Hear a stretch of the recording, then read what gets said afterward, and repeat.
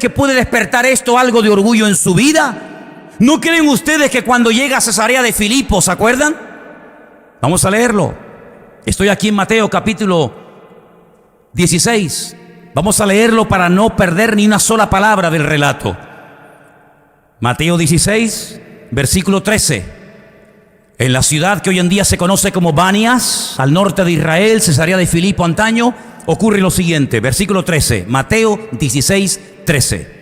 Viniendo Jesús a la región de Cesarea de Filipo, le preguntó a sus discípulos, escuchen, a sus discípulos, diciendo, ¿quién dicen los hombres que es el Hijo del Hombre? Está muy clara la pregunta, ¿sí o no? ¿Qué dicen de mí? Versículo 14.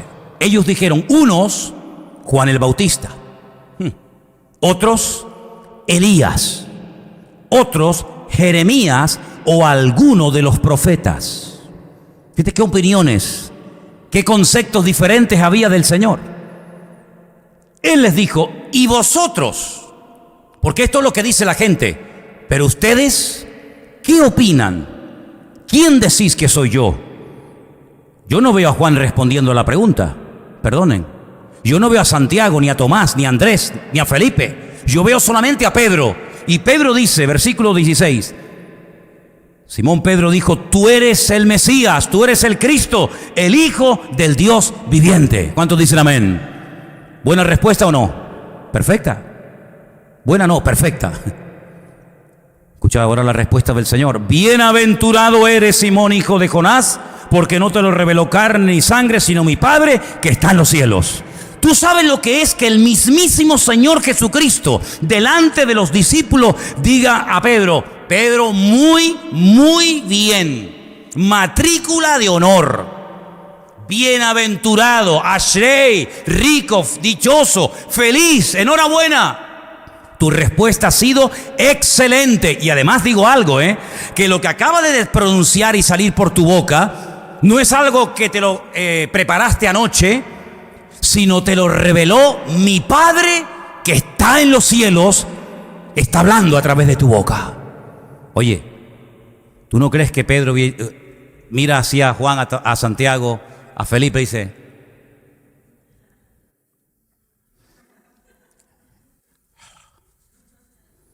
¿sí o no? Ay, amigo, ay, amigo.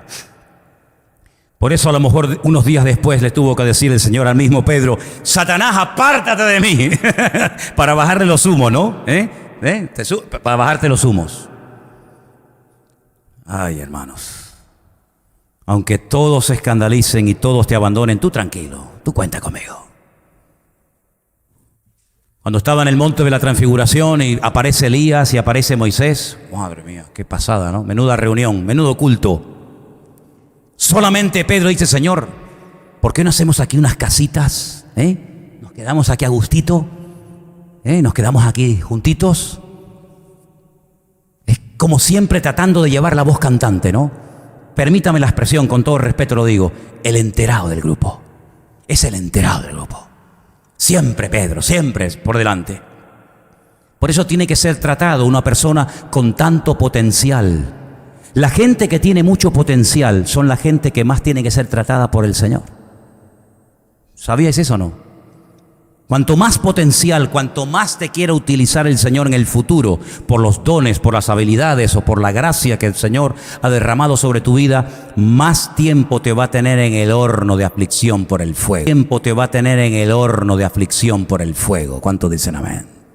Por eso el Señor tuvo que tener tanto tiempo tratando a David, porque era un hombre con un potencial, iba a ser un instrumento tremendo, pero primeramente tengo que trabajar en tu corazón para que seas un gran hombre de Dios el día de mañana. Y por eso tuvo que tener tanto tiempo en el horno de aflicción y de prueba José, porque tenía un potencial este muchacho, tenía un carisma este hombre, tenía tanto del Señor para dar, pero te tengo que tratar, te tengo que pulir primero, porque si no, en vez de ser un diamante en bruto, vas a ser un bruto diamante, ¿sabes? Entonces el Señor estaba tratando a Pedro, pero no solamente tenemos que ser tratados, sino también tenemos que ser restaurados. Porque si no somos previamente tratados y restaurados, lo que llevas dentro, que está ahí, no va a poder fluir con libertad y para la gloria del Señor.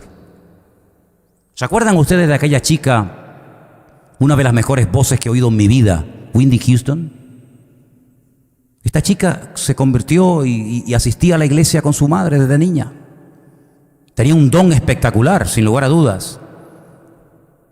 ¿Qué hizo con su don? ¿Qué hizo con su talento? Se lo dio al mundo. Se lo dio al mundo. Y en las discotecas y en todas partes del mundo, la gente cantaba y bailaba con la música de una joven que fue criada en los caminos del Señor, pero que le dio su don y su vida al mundo. Y así le fue. No sabemos cómo fue su final, porque hace unos días cuando estuvimos en el Yardenit, en el lugar donde se bautiza la gente allí en Israel, había una foto de ella ya muy demacrada, muy deteriorada, bautizándose por un pastor y bueno, probablemente, y espero que haya sido así, se reconcilió con el Señor en el último momento de su vida. Pero qué pena tener que esperar al final, tirar toda una vida por la borda para tener que arrepentirte al final, en vez de haber vivido para Cristo. Pero yo te quiero hacer una pregunta a ti esta tarde. ¿Tú qué tienes para aportar a la vida? Porque yo te voy a decir lo que Pedro tenía, porque el Señor se lo dijo. Pero yo quiero preguntarte a ti personalmente, ¿tú qué es lo que sabes que tienes en este momento para aportar a esta vida, a esta humanidad, al cuerpo de Cristo, a los hermanos? ¿Qué tienes tú? ¿Qué vas a hacer con ese potencial que Dios te ha dado? Con ese don o dones o habilidades. ¿Qué vas a hacer? Piensa en esto. Quiero leerte estos versículos. Mateo 16, seguimos, ¿verdad? Del 13 en adelante. Mateo 16, del 13 al 20. Hemos leído. Y le dice el Señor a Pedro: a ti te daré las llaves del reino de los cielos. Escucha esto. A ti te daré las llaves del reino de los cielos. Todo lo que ates en la tierra será atado en el cielo, y todo lo que desates en la tierra será desatado en los cielos. ¿Qué le dio el Señor a Pedro? Ahí lo tienen en la pantalla, léanlo. ¿Qué le dio? Las llaves ¿de dónde? Del reino de los cielos. ¿A quién se las dio? ¿A Juan? ¿A Santiago? ¿A Tomás? No, Señor, a Pedro. A ti te doy las llaves del reino de los cielos. Pregunta obvia: ¿para qué sirven unas llaves? ¿Para abrir o para cerrar? No tiene otra razón. Usted la puede utilizar para rascarse la oreja, usted la puede utilizar para clavar un clavo, pero realmente la función para la que ha sido diseñada una llave es para abrir o para cerrar una puerta. Luego, lo que te estoy diciendo metafóricamente, Pedro, es que te amo tanto y veo el carisma y veo el potencial que llevas dentro, que yo voy a utilizar eso para que abras la puerta del reino de los cielos a otras personas que ahora mismo no pertenecen a ese reino. Y usted dirá: pero esto ¿cómo va esto? ¿Cómo fue? Bueno, cuenta la Biblia en el libro de los Hechos que él se encontraba un día en la ciudad, dice aquí la Biblia, en Jope, en Jaffa, y tenía mucho hambre, y estaba en la casa de un tal Simón, se llamaba como él, curtidor de pieles, y él subió a la azotea para orar. Y mientras estaba esperando que le dieran algo de comer, dice que le sobrevino un éxtasis, tuvo una visión con los ojos abiertos. Y dice que vio un lienzo, un pergamino enorme que descendía a la tierra con todo tipo de animales, limpios, impuros, cuadrúpedos, reptiles, etc. Y el Señor le dice: Pedro, si tanta hambre tienes, levántate, mata y come. Pedro podía haber dicho: ahora mismo, Señor, es una orden divina, adelante. No, sino que le dice: no, Señor, yo nunca he hecho eso. Yo nunca he comido un animal inmundo y me lo he metido en la barriga. Y el Señor le dice: tú no llames inmundo lo que yo ya he limpiado. Levántate, mata y come. Y otra vez vuelve 3 veces a decirle no al Señor. Oye, hermanos, lleva mucho tiempo arrancarnos de nuestro cuerpo los hábitos y las costumbres que durante años hemos mantenido. Amén. Cuidado con los hábitos y con las manías y con las costumbres y con las tendencias que has desarrollado queriendo sin querer, porque te va a costar mucho tiempo desarraigarlas. 3 veces me negaste, ahora vuelves 3 veces a llevarme la contraria. Entonces el Señor se lleva ese especie de lienzo, y al momento dice la Biblia que tocan a la puerta unos soldados romanos, gentiles, que vienen enviados desde la ciudad de Cesarea, la marítima, de parte de un tal Cornelio, para que vaya a la casa de este centurión romano a predicarles el evangelio. Nunca en la vida Pedro había entrado a la casa de un no judío a predicarle la palabra ni a nada. Pero el Señor le dice: ve con ellos, no tengas miedo, tú vete con ellos. Desde Jaffa hasta Cesarea hay una buena tirada caminando, como 2 o 3 días tardaron. Cuando llega, la casa de Cornelio está abarrotada. Y dice: aquí estamos expectantes porque Dios, el Señor, se me manifestó y me dijo que te llamara porque tú tienes algo que decirnos. Porque ya Cornelio había sido visitado por el Señor, porque la conducta y lo que hacía y cómo vivía habían tocado el corazón del Señor, y el Señor le mandó a un predicador, al apóstol Pedro, para que le predicara la palabra. Cuando Pedro entra a la casa de Cornelio, podía haber dicho: buenas tardes, ¿qué tal? ¿Cómo están todos? Gracias por estar aquí con nosotros. Estoy muy agradecido de que me hayan invitado. Para mí es un honor, para mí es un privilegio estar en la casa de esta autoridad romana. Estoy muy contento de tanta gente que ha venido a escuchar la palabra. ¿Fue así su presentación? Nada más lejos de la realidad. ¿Cuáles fueron sus primeras palabras? Me siento mal, me siento incómodo aquí, Ustedes saben que yo soy judío, y para un judío estar en casa de un gentil, y más con todos los que hay aquí adentro, poco más se le escape, dice, y encima con lo que apestan ustedes, asquerosos soldados romanos, van en esa línea, van en esa línea, Casi estoy aquí como obligado. Impresionante. Esas son las llaves que yo te di, querido. Te di la posibilidad de abrir la puerta a gentiles que hasta te vienen a buscar, te golpean a la puerta de tu casa y te invitan a que vayas a predicarles el evangelio. Aprovecha esta oportunidad. Te he dado a ti el honor, te he dado a ti el privilegio. Tú que me dijiste, ¿te acuerdas allí en Cesarea de Filipo? Tú eres el Cristo, tú eres el Mesías, tú eres el Hijo del Dios viviente. Pues aquí lo tienes, servido en bandeja, amigo. Aquí tienes la puerta abierta, la llave la tienes delante. Predícales la palabra. Termina de predicar. El Señor hace una presencia, una manifestación tremenda de su persona. Coge, se va a Jerusalén, comienza a explicar lo que le pasó, lo que no pasó. ¿Crees que Pedro captó el mensaje? ¿Crees que Pedro entendió aquello de las llaves, de abrir, de cerrar, de dar la posibilidad de conversión a gentiles o no? Nunca más, nunca más. Fíjate que 15 años después de lo que te estoy contando, sube a Jerusalén un tal Saulo de Tarso, más conocido como apóstol Pablo. Y dice que cuando Pablo llega le dice: hermano, quiero compartir con vosotros, que creo que soy las columnas de la iglesia, Pedro, Santiago y Juan. Quiero compartir con ustedes la gracia del Señor. Mira, fui a Filipo, fui a Tesalónica, fui a Esmirna, fui a Pérgamo, fui a Éfeso, prediqué la palabra, mudos hablaban, ciegos veían, muertos resucitaban, la palabra de Dios han levantado congregaciones, y se quedaron con la boca abierta, dice, y vimos la gracia que el Señor había derramado sobre tu vida.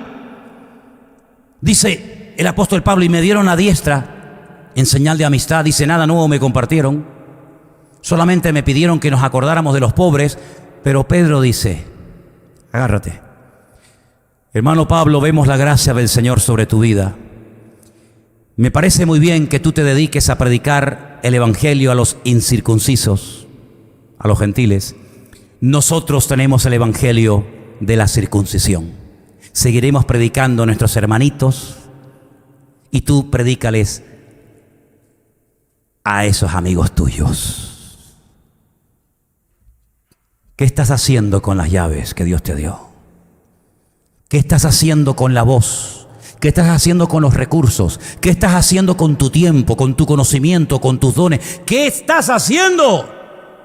Pedro, te lo encomendé a ti. Pero ¿sabes una cosa? No hay nadie imprescindible en el reino de los cielos. ¿Cuántos dicen amén? No hay nadie imprescindible en la iglesia. Nadie. Ay, ¿qué pasaría si faltara fulano? Nada. ¿Y qué pasaría si? Nada. Porque la iglesia no es de 3 o de 4. La iglesia verdadera es de Cristo. ¿Cuántos dicen amén? Así que si tú no quieres usar la llave, no pasa nada, mijo. No pasa nada. No se van a condenar millones de personas porque tú digas, que no sé de dónde te lo has sacado, que a ti el Señor te ha encomendado el evangelio de la circuncisión y a Pablo el de la incircuncisión. Pues gloria a Dios que Dios levantó un hombre como Pablo, porque si no, ni tú ni yo, ni ninguno de los que estamos aquí estaríamos sentados en esta noche escuchando el evangelio. Por eso te pregunto, ¿qué estás haciendo con tu don, con tu talento? Bueno, yo solamente te puedo decir una cosa según yo entiendo de la Biblia, Cuando el Señor da un talento y un don a alguien y no lo quiere utilizar, le dice, dámelo, y se lo da a otro. Yo veo eso en la Biblia. Yo veo eso en la Biblia.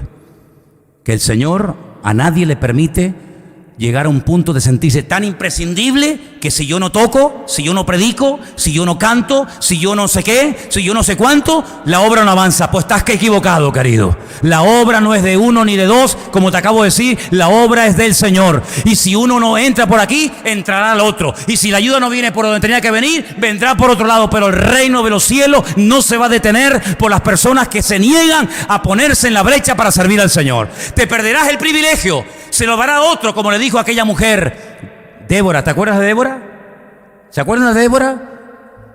Le dice, te da miedo ir a la guerra, ¿Quieres que te acompañe yo? Yo voy a ir contigo, pero la gloria y el aplauso no te lo vas a llevar tú, sino me lo voy a llevar yo. Por eso te digo, no permitas que nadie ocupe el lugar que el Señor diseñó para ti, porque el Señor quiere usarnos a todos y a cada uno de nosotros. ¿Cuántos dicen amén? Primera de Pedro, capítulo 4, verso 10. Leía esta mañana este texto y digo, bueno, como voy a hablar de Pedro, este versículo me viene muy bien para compartirlo en la iglesia. Primera de Pedro 4, versículos 10 y 11. Presta atención, escucha. Cada uno, aquí entran todos ustedes, aquí entran todos.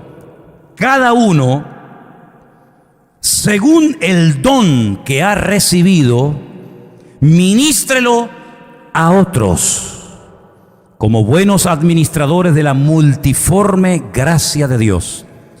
Si alguno habla, hable conforme a las palabras de Dios. Si alguno ministra, ministre conforme al poder que Dios le da, para que en todo sea Dios glorificado por Jesucristo, a quien pertenecen la gloria, el imperio, por los siglos de los siglos. Amén.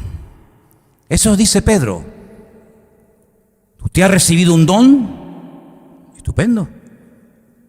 Ministralo, administralo de tal manera que puedas bendecir a otras personas. Porque el don que Dios te dio no es para que tú presumas de que lo tienes, sino el don que Dios te dio es no para que te sirvas a ti mismo, sino para que sirvas a los demás como Dios quiere que tú le sirvas. Eso es, ni más ni menos.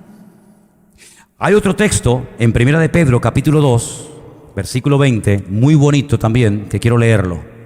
Y será el último texto que lea esta noche. Primera de Pedro, capítulo 2, verso 20. Y dice así: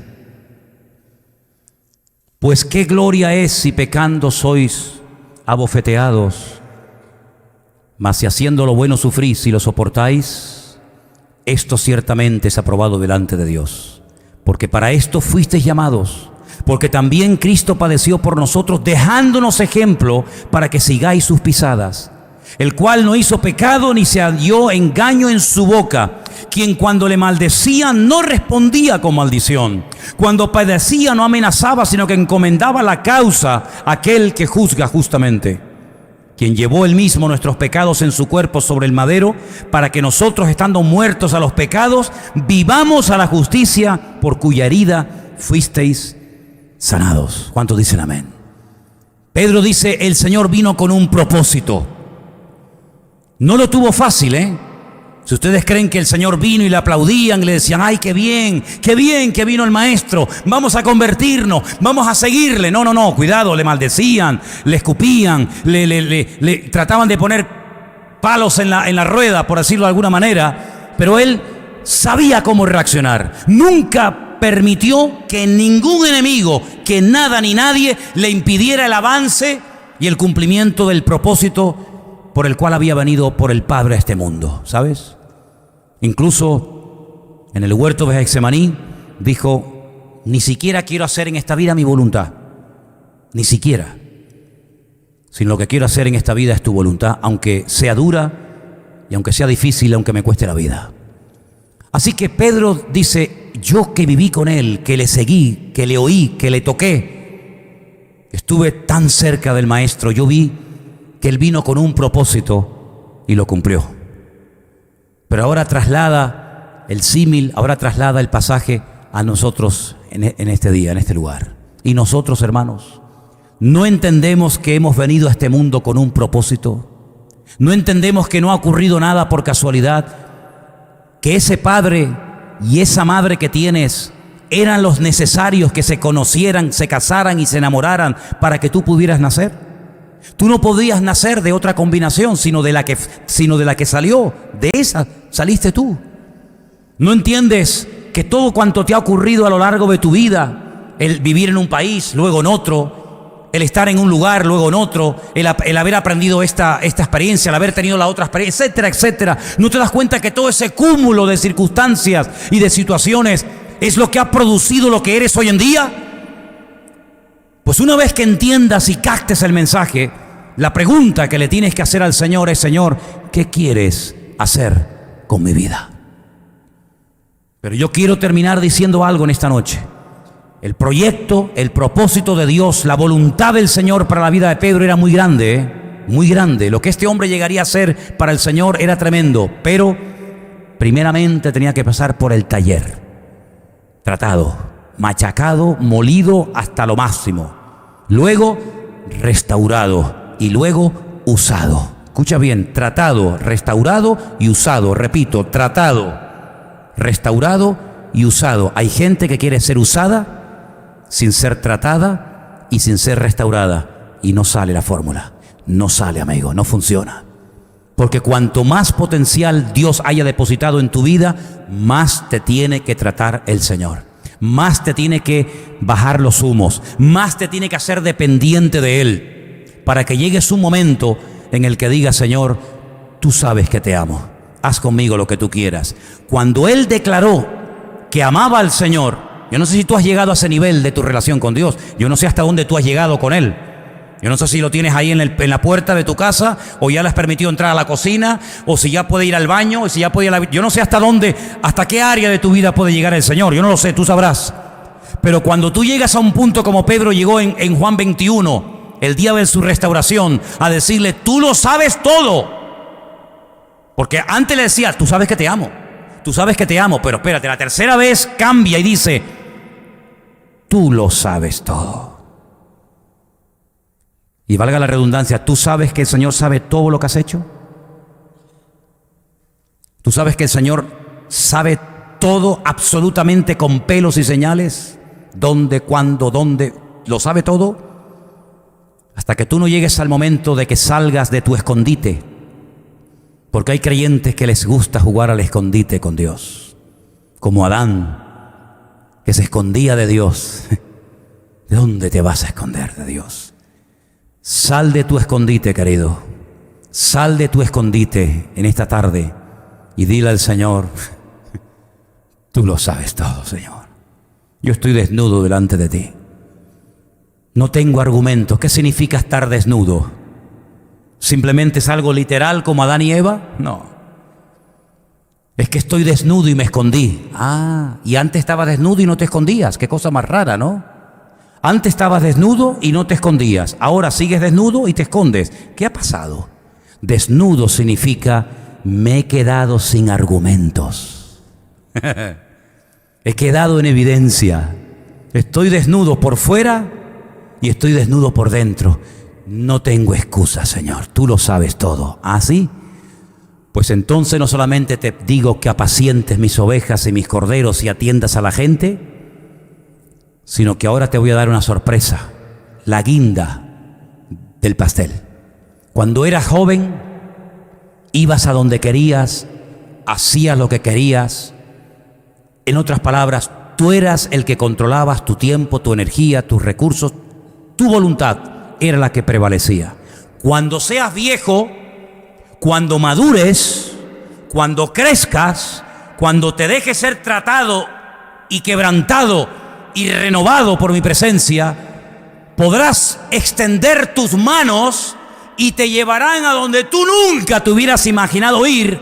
Y con esa muerte, dice, terminarías tu vida glorificando al Señor.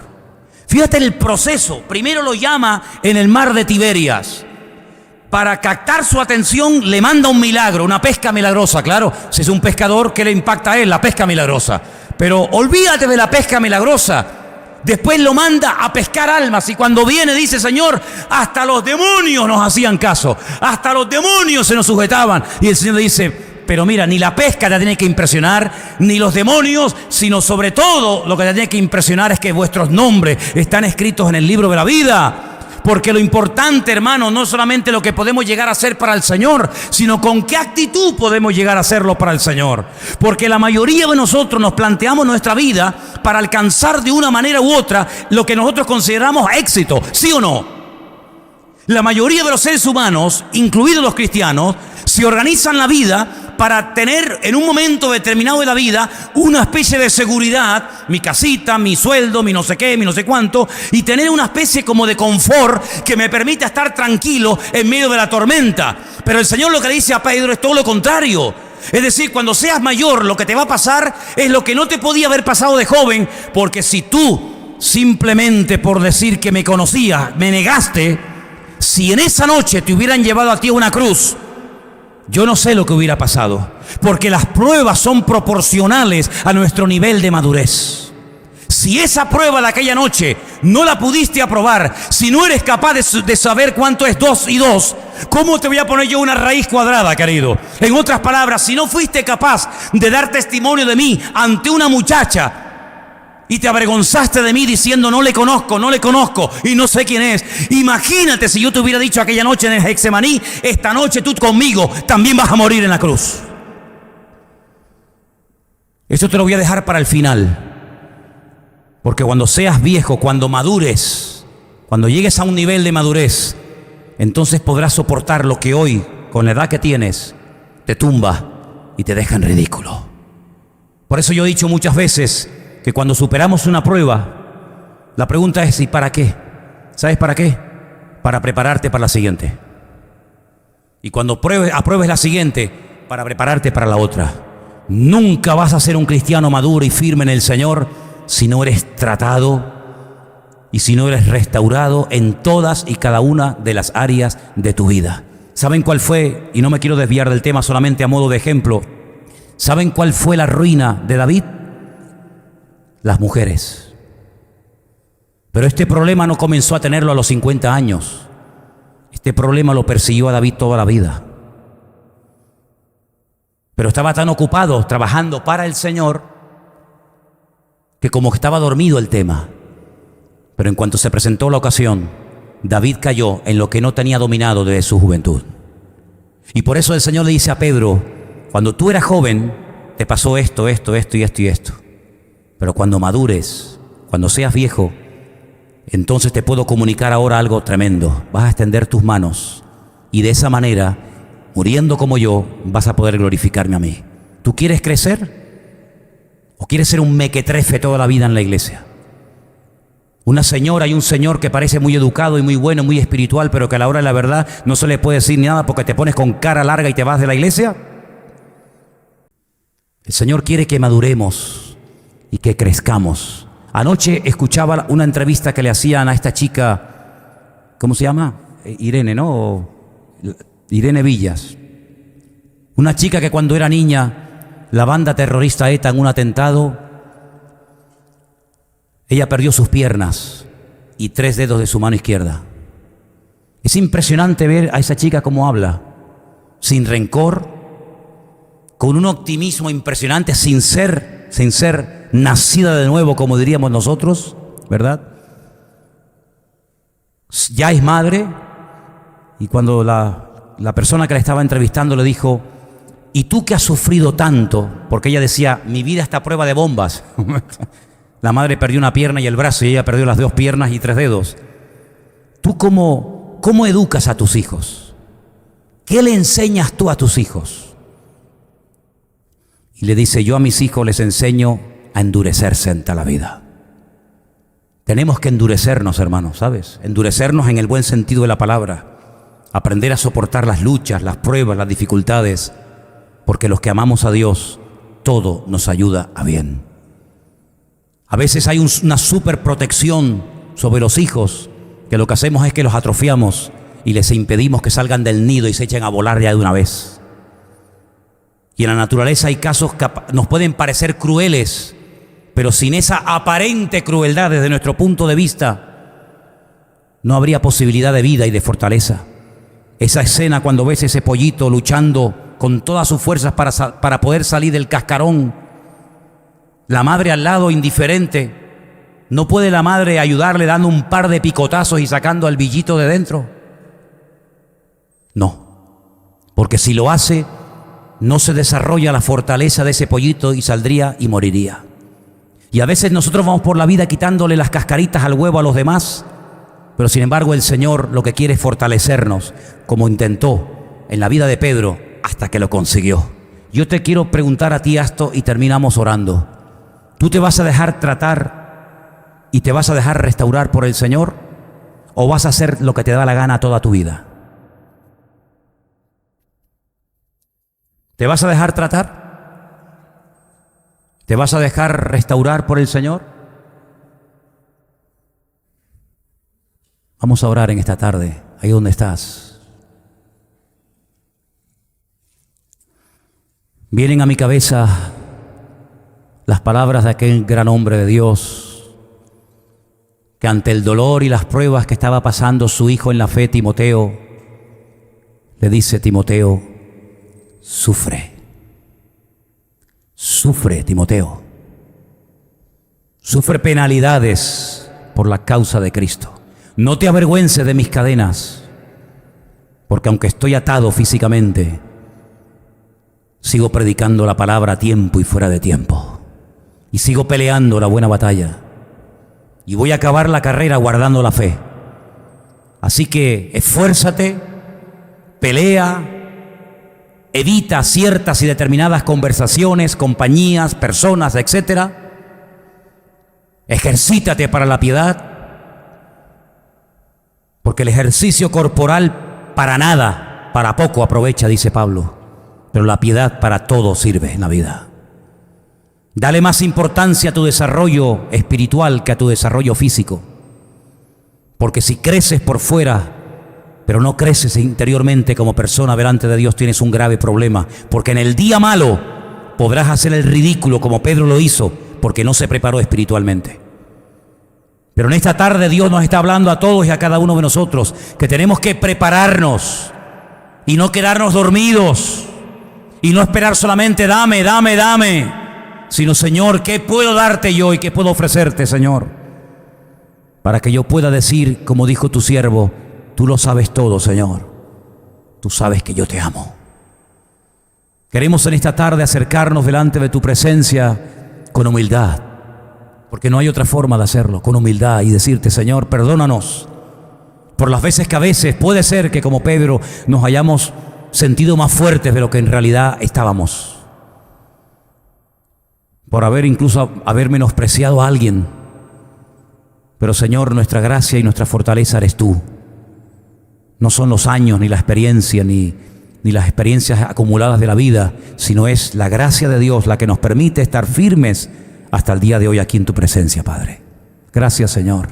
Fortalécenos a todos y a cada uno de nosotros, y queremos ser restaurados, queremos ser tratados en todas y cada una de las áreas en las que tú veas que mi vida necesite ser cambiada y tratada.